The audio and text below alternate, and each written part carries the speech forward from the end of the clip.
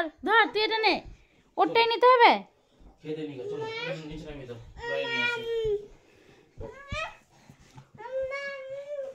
কি করছে দেখো দুটো মিলে।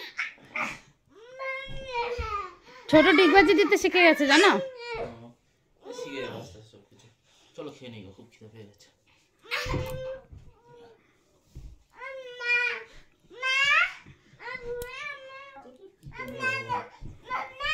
কি কি মাম্মা, কি মাম্মা, আরেকবার বলো।